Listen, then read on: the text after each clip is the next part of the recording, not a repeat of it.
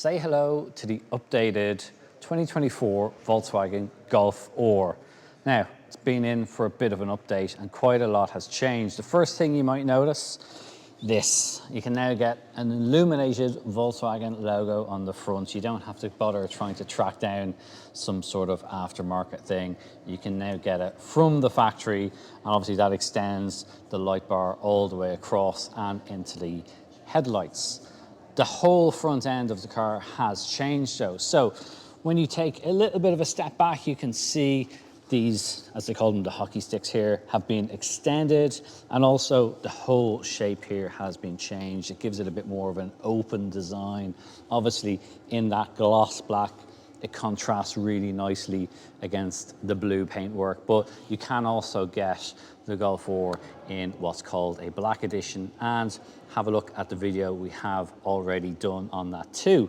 So all the front has changed. It does look pretty good as well. There's also now the addition of these air curtains on the side, so air can go around the front in between this and in here, and that allows more air to be channeled around the sides of the car.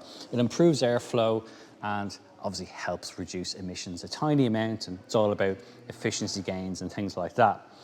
There's also one really cool new feature, which is the addition of a new wheel design. This is a forged wheel, and when you look at it, it does look really impressive. 19-inch wheels. These save 2.2 kilograms on each corner, so you're saving almost 10 kilos off the overall weight of the car. When you look at it dead on, it looks so cool because it's so thin, these, that you can really see all of the brake design as well. Volkswagen has also changed to the R logo on the wheels. So previously it would have had the VW, and you can get these in the very nifty self-leveling center caps as well. The reason for that is that obviously the R brand is increasing, it's expanding its remit, and there's going to be a lot more. We've also done a couple of stories about this on CompleteCar.ie, so do have a look on our website there. We'll add a link to that below. You get the R logo on the calipers, and obviously they're blue on this. On other versions like the black edition, they are painted black. There's some other details on the side as well. The usual Golf R things. You've got the silver door mirror caps, the R logo there on the side. You have the Volkswagen name there on the B pillar as well. And then when you come around the back, you can see this car is equipped with the performance pack. So it's got this nicer spoiler up here. I think this looks really cool. The IQ light taillights here as well. They've got a very nice detail to them as well. They've got 3 different coming home light signatures and functions there as well. You've still got the R badge here and the Volkswagen logo at the center of the boot lid. And then when you come further down, this is what the optional Akrapovic exhaust looks like. It's also been tweaked to sound a little bit better for this new version, and it also looks cool and sounds cool. It's got that nice titanium finish to it. Here inside the updated Golf R, there are some nice changes. One of my favorite things is the improved touchscreen system. It's now a 12.9-inch unit.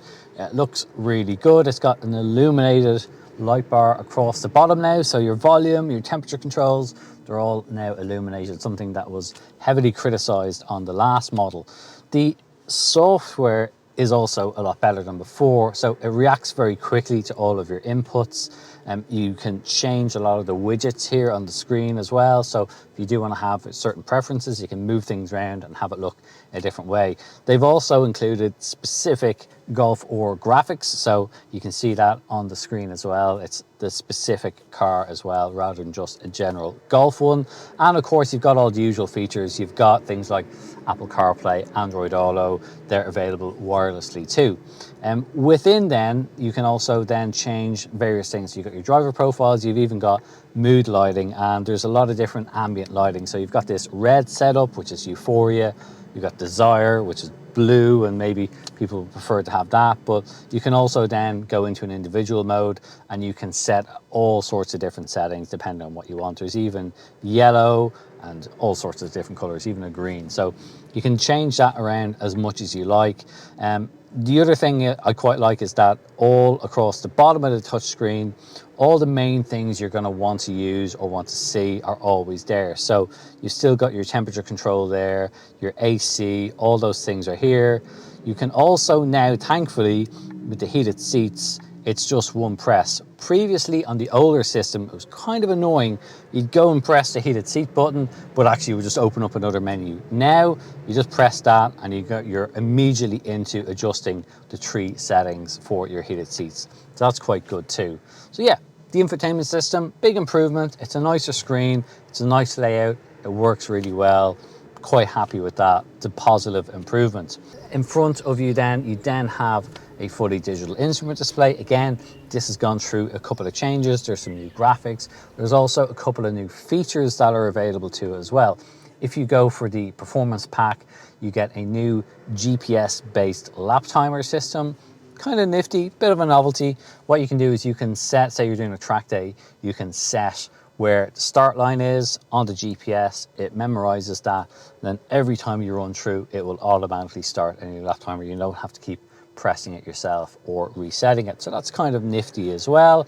And there's a couple of other things with that. Because that's now GPS based, it can do other things such as recording your 0 to 60 times, 0 to 100s, you've got 80 to 120, quarter mile times. All those things can be recorded and stored in the car. And even with the launch control, there's a new option of having this little countdown timer. So when you go into the sport mode and you set up the launch control, you've got these 5 red lights will appear, a bit like the start of a Grand Prix, and it will count down. It will also even record your reaction time as well. So that's kind of a neat feature. There is still a head-up display. Okay, it's not as big as some of the systems that are out there, but all the crucial driving information is there right in your eye line as well. The steering wheel hasn't really changed. Volkswagen on some other versions of the Mark 8 Golf update have gone back to using physical buttons for the steering wheel.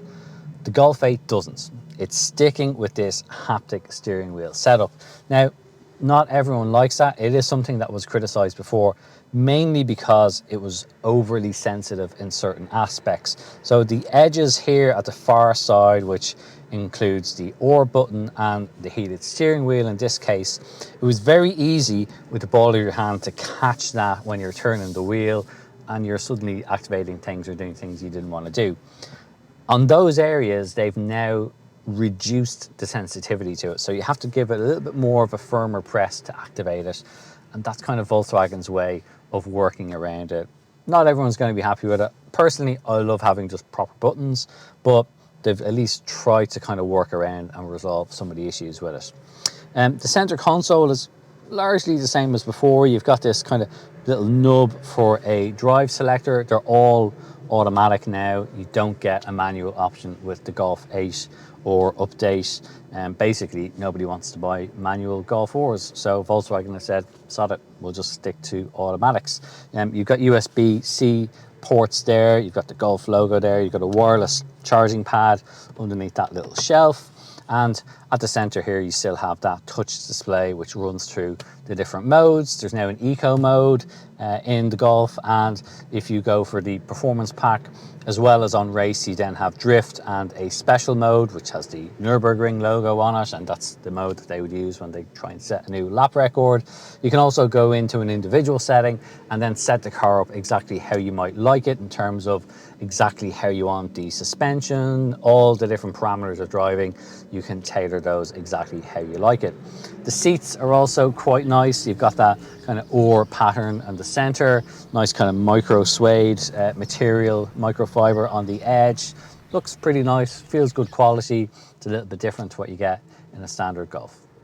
So that's our first look around the updated 2024 Volkswagen Golf 4. It will arrive in dealerships towards the end of this year, around September, October time, and pricing and all that will be announced. It's going to be largely the same sort of price as before. We'd love to know what you think about it, so do get involved in the comments below. Tell us what you think. Do you already have one, or are you thinking of upgrading to one? We'd love to hear what you think about it. In the meantime, if you want to know more about this car and all of the other variants of it, head over to our website. It's CompleteCar.ie. You'll find it linked in the description below, and it's a great resource for finding your next new car. Thanks for watching.